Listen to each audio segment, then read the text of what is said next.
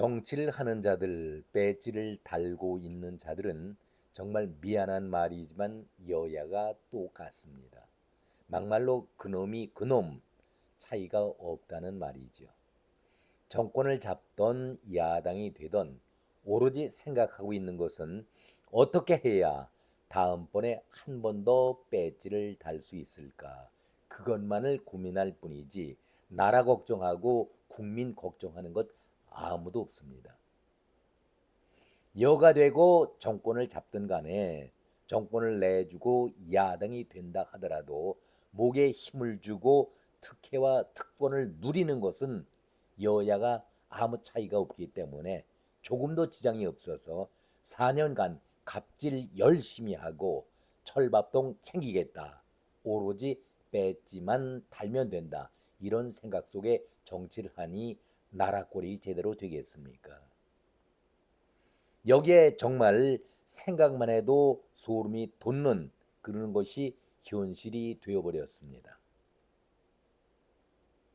세상의 도둑놈을 재판을 받고 있는 피고인을 대통령이라고 불러야 하는 기가 막힌 현실이 당분간이지만은 더러운 그 꼴을 볼 수밖에 없는 입장인데 우리 국민들에게 무슨 희망이 있을 리가 있겠는가?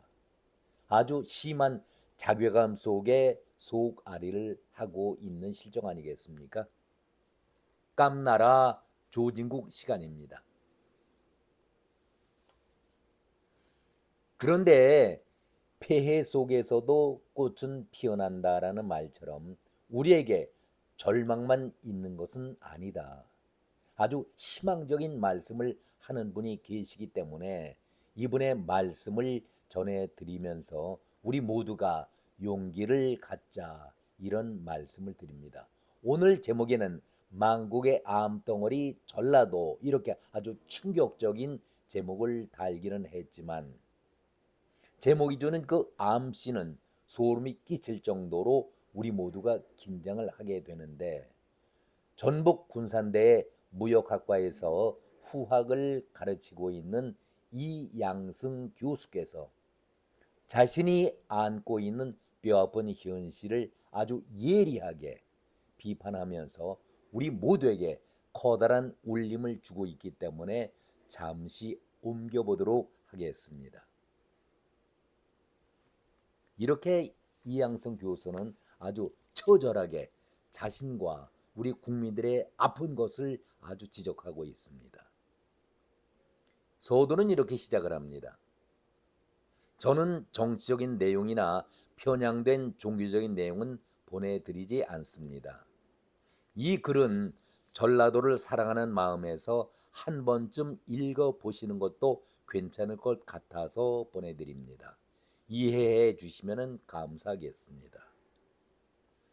전라도는 왜 이재명과 조국에게 묻지마 지지를 보내는 것일까? 이재명은 왜 이낙연을 쫓아낸 것일까?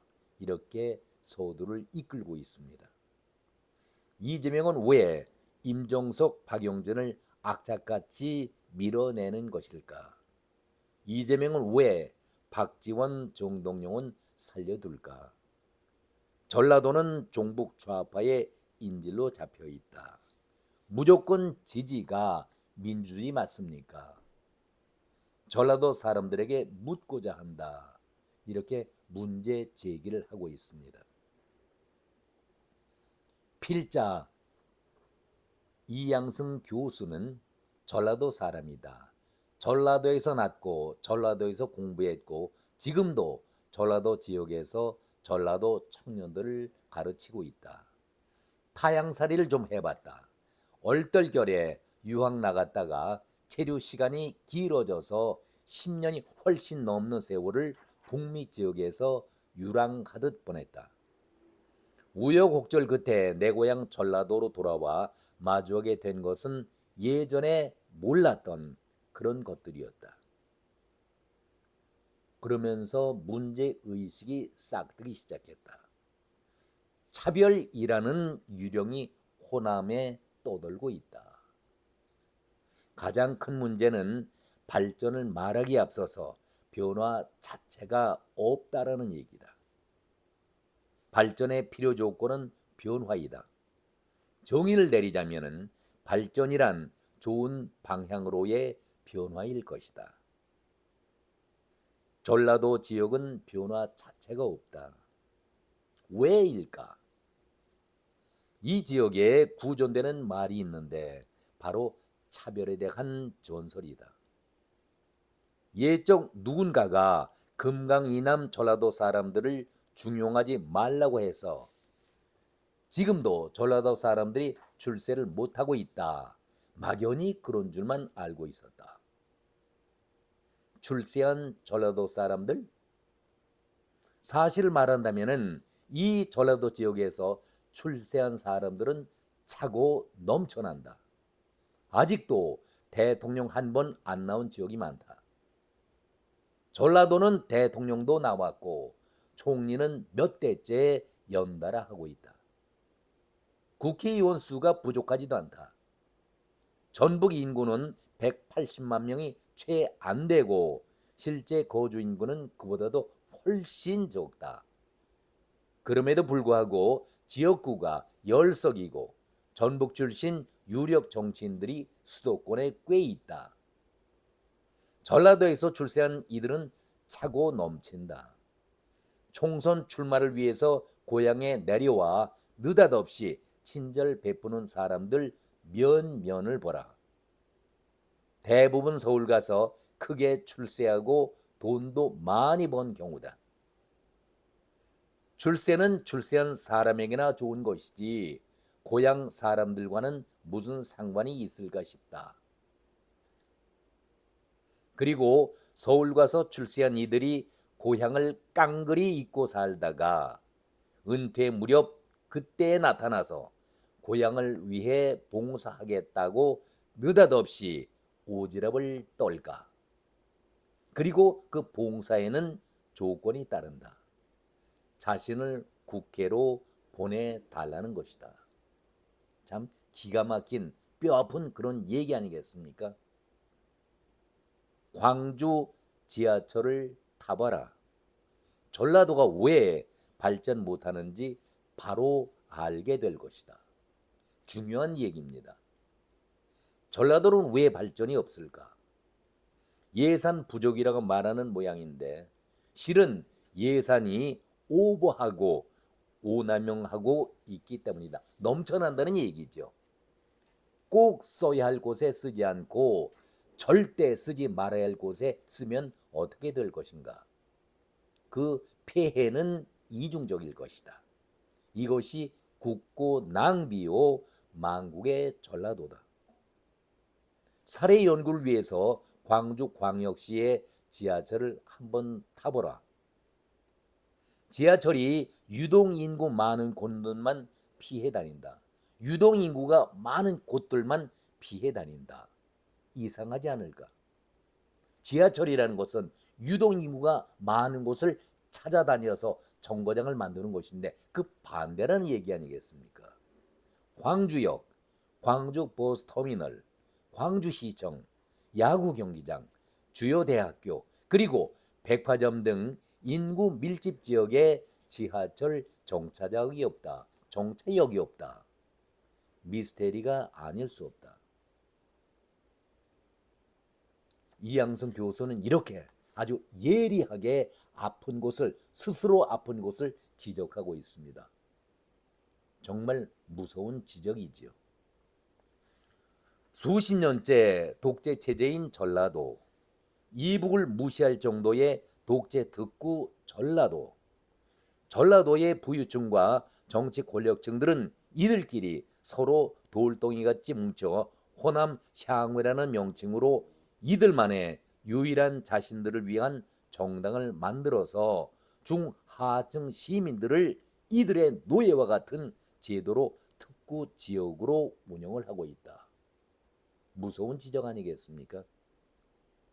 한마디로 허울 좋은 전라도민을 위한 공산 전라 민주주의 체제인 것이다. 전라도는 1극 독재 체제 지역이다. 유일한 특정 정당을 만들어서 지금의 더불어민주당으로 키워 몇십 년째 변함이 없이 발전이 없이 전라도 전 지역을 다스리고 있다. 기초단체장, 기초의회, 광역단체장, 광역의회, 국회 지역구 등 100% 모든 걸 다 민주당 혼자서 장악하여 독식을 하고 있다. 전라도에 622명의 지방자치단체 의원 모두가 100% 민주당의 전라도 사람들이다. 실로 소름 돋는 무서운 현실이 아니겠는가.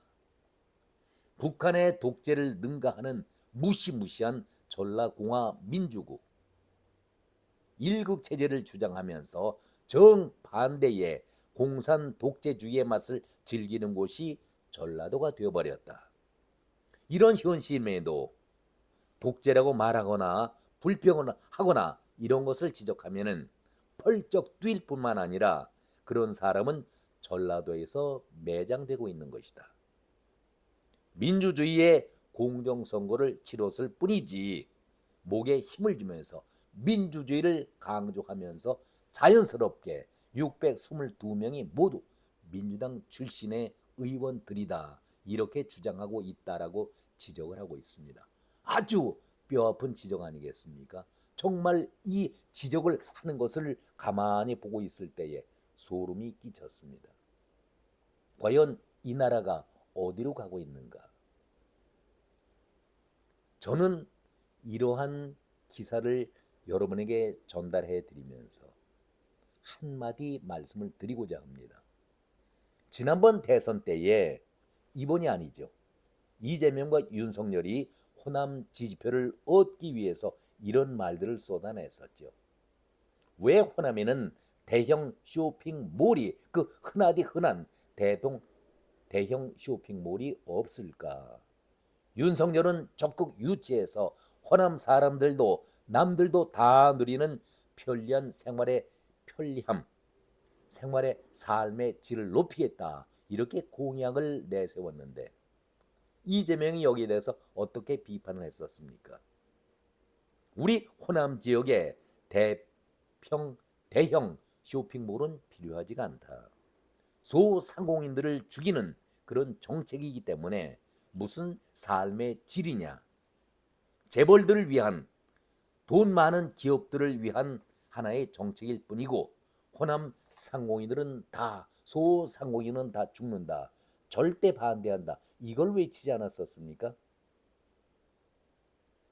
60년대의 고속도로 여러분 생각나시죠?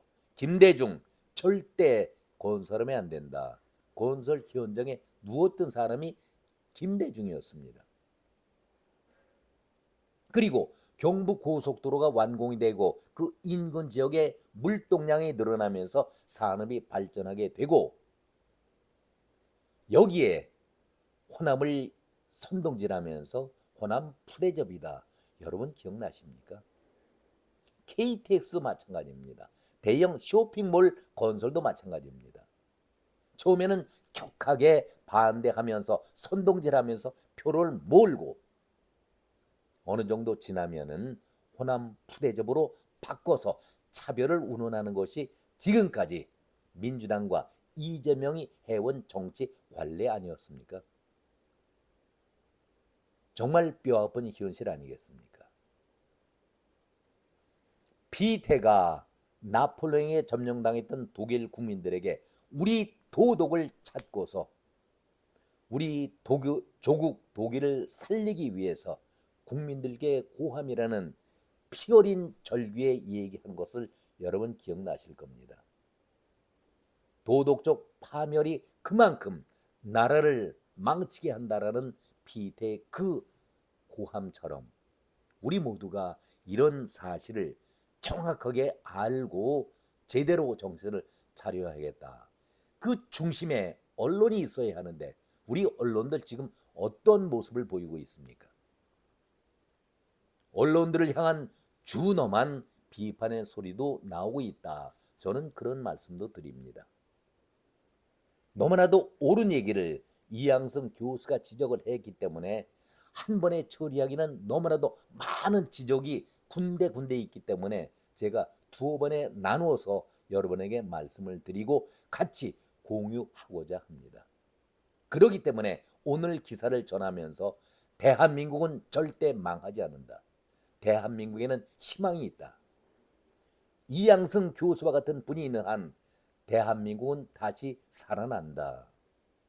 먹구름과 폭풍이 쏟아진다 하더라도 그 위쪽에는 태양이 밝게 뜨고 있기 때문에 우리에게는 희망이 분명히 있다라는 말씀과 함께 이재명의 재판은 이재명이 대통령으로서 받는 것이 아니라 피고인 이재명이기 때문에 반드시 사법부에서는 허님은 기간이 없습니다.